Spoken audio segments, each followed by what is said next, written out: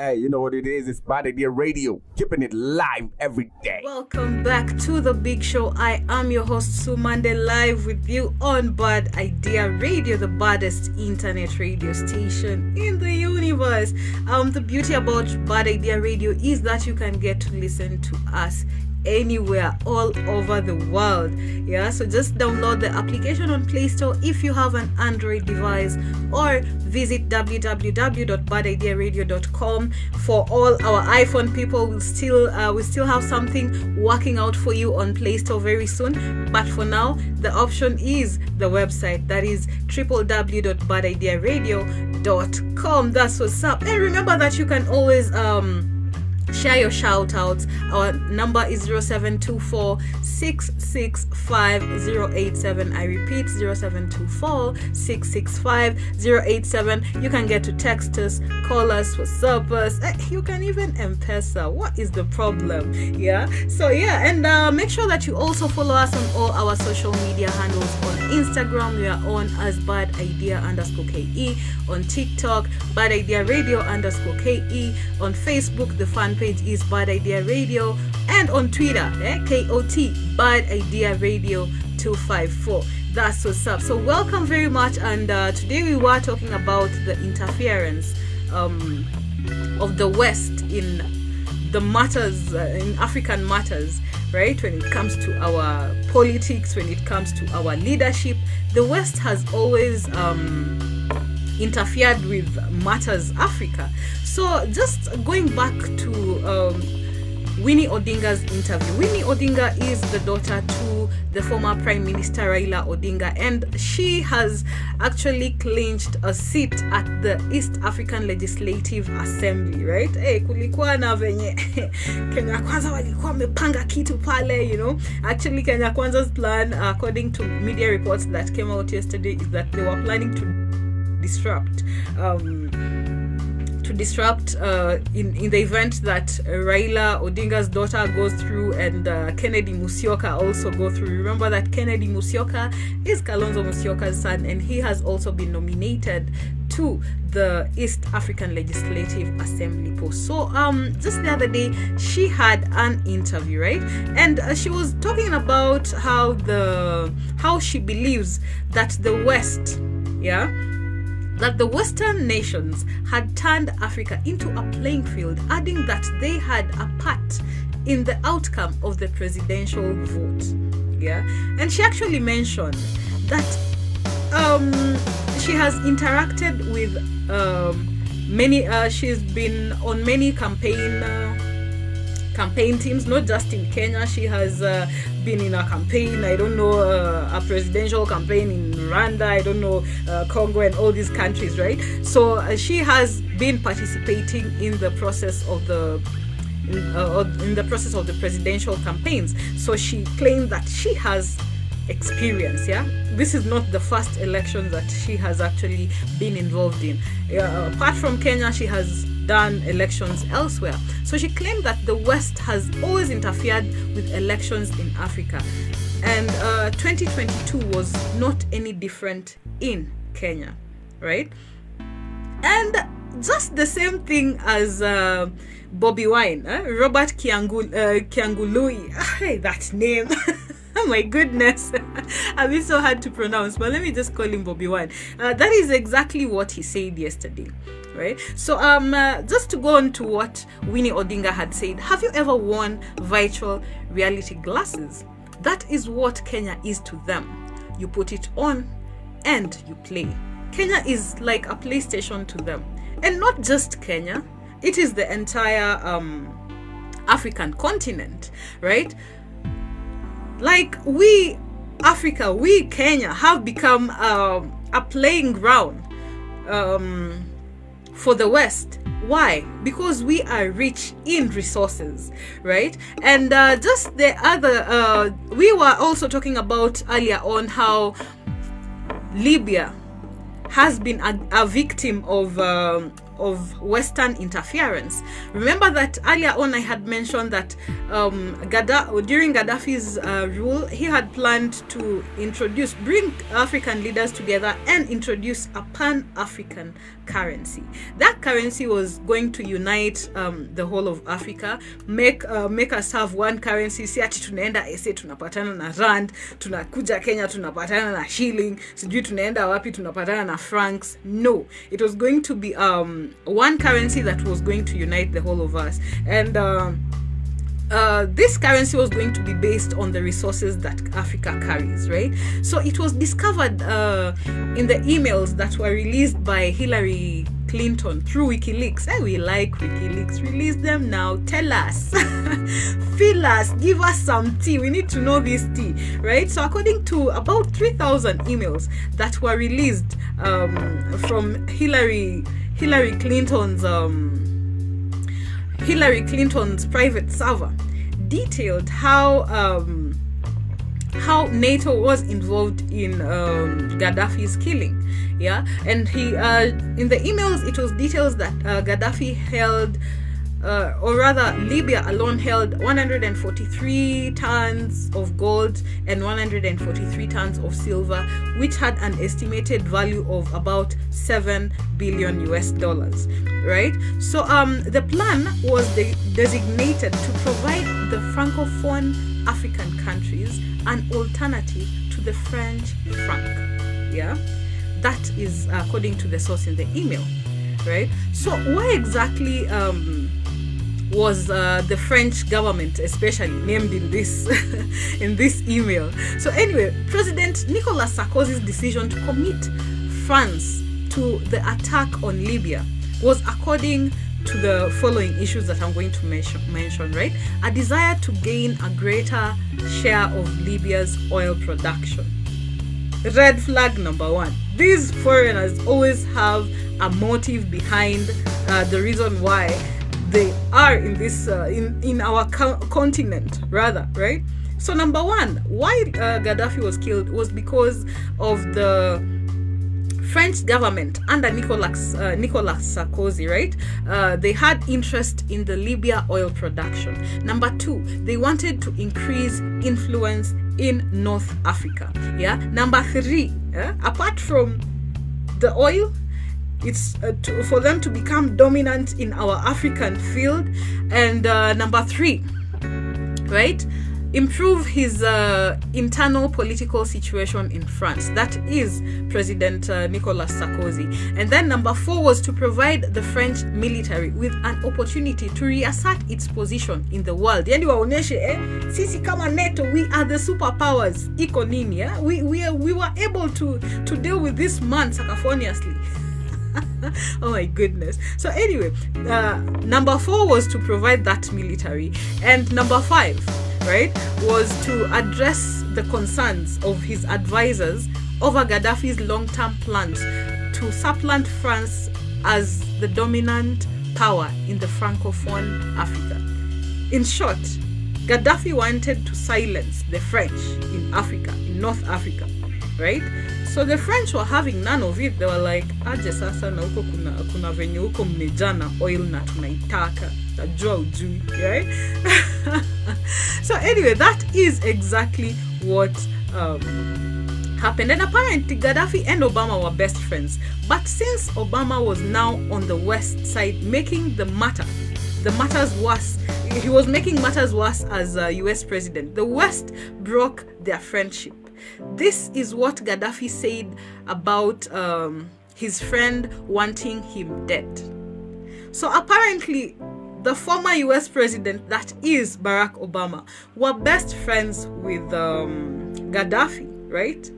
But as president, my friend, when you just get into that position as president, you lose friends. Yeah. And one of the things that Obama was actually asked before he got into power was, hey, as president, you must kill. Are you ready to kill? And Obama was like, yeah, I'm ready to kill. So according to the late Gaddafi, Obama wants to kill me, to take away the freedom of our country, to take away our free housing, our free medicine, our free education, our free food, and replace it with American style thievery called capitalism. But all of us in the third world know that what it means. It means corporations run the country, run the world, and the people suffer. Okay, this is a statement that was according to Gaddafi. He claimed that Obama, his once best friend, was out to kill him. Right? He wanted to take away the freedom of his country, to take away their free medicine, their free education, their free food, yeah, and to replace it with their own Western style, which is called what? He termed it as capitalism. Right? But he said, but all of us in the third world, sisi huku Afrika, tunajua what it means, right? It means that corporations run the country. It means that these corporations run the world and the people will suffer. Yesterday on the big show, I was actually telling you about how there's just an elite somewhere. There's just an elite in society that is out to control masses, to control people, to control the world. This elite is out here to control how we eat, how we live, how we dress, and all that.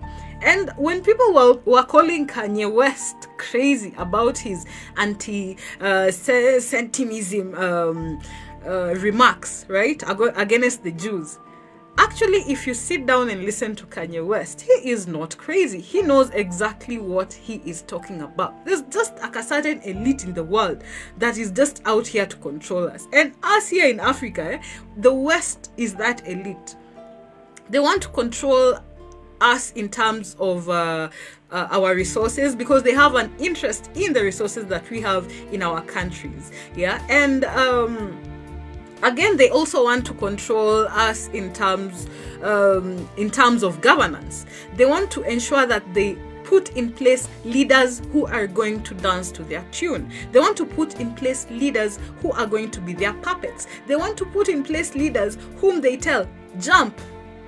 And these leaders, like, how high? Those are the kind of leaders that the West wants. And if we just go back to what Bobi Wine was saying yesterday in Citizen's interview, right? And I repeat, Bobi Wine said dictators in Africa are funded by the West, okay? And Bobi Wine is the National Unity Platform leader, right? That is Robert Kyangulanyi. That name is a bit hard for me to pronounce, but anyway, Robert Kyangulanyi. But anyway, his other name is Bobi Wine. His stage name is Bobi Wine. And he is the opposition leader in Uganda. And he claimed that the Western countries have had a big role to play in the dictatorship in not only Uganda, but East African at large and the entire African continent at large. And he cited that while there was dictatorship in Uganda, right, they wanted President Yoweri Museveni to be able to stay in power for so long because he is getting support from the West, right?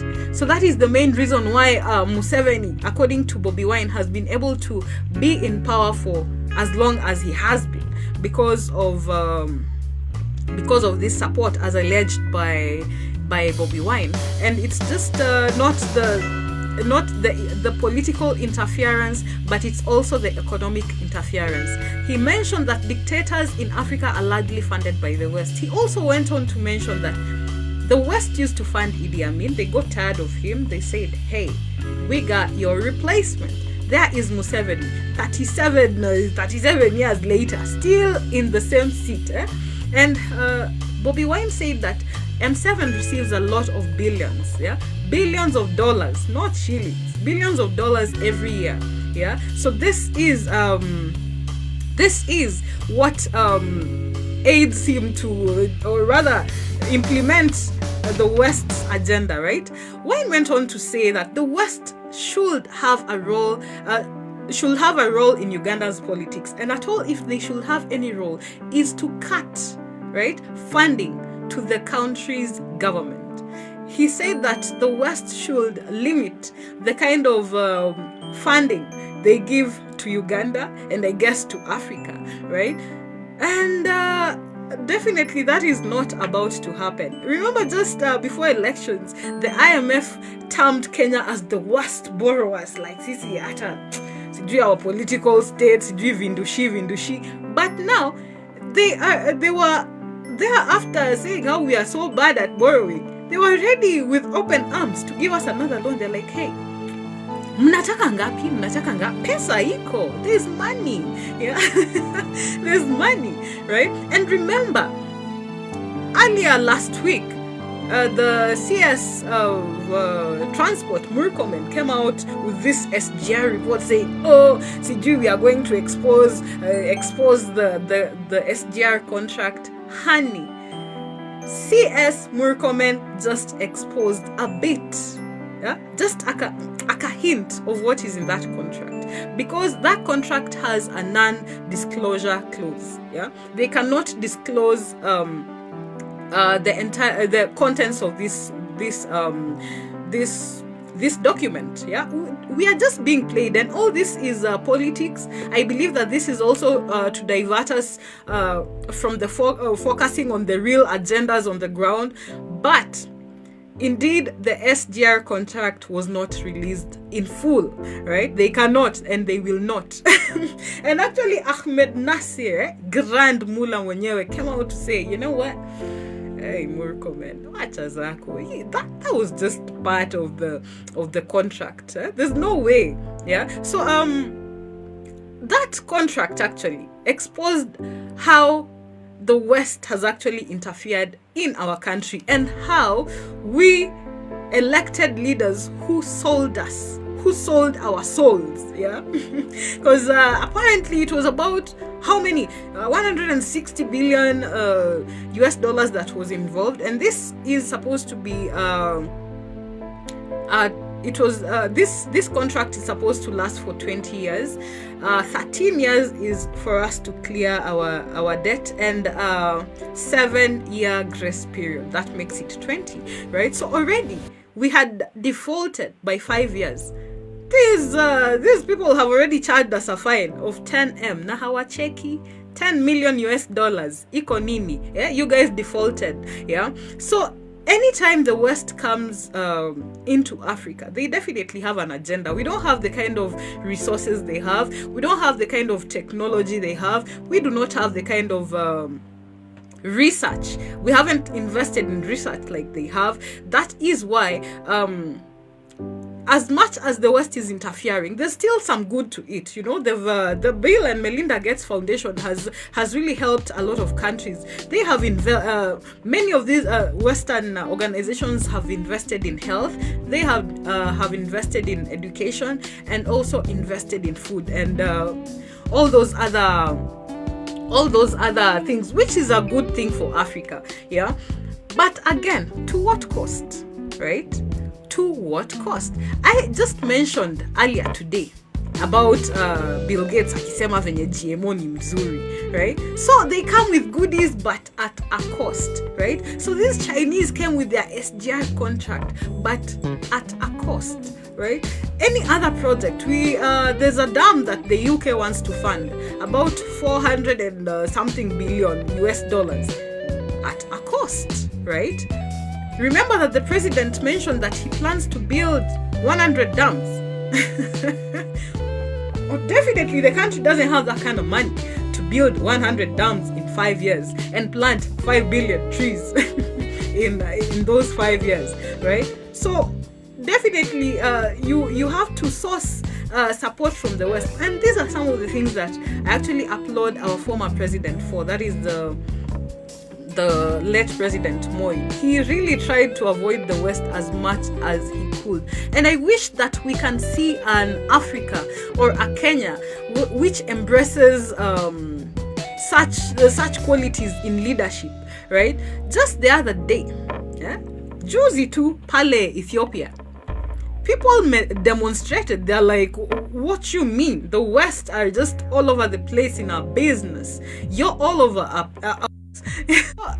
they actually demonstrated against the US, the Western, rather, not just the US, the Western interference in their country, and probably that is why they are experiencing war and all, because Ethiopia has been unstable for a little while, right? So several towns and cities in Ethiopia were held, or rather held, anti-Western rallies, right? The rallies believed to have been organized by the local governments in support of the federal government's latest, right?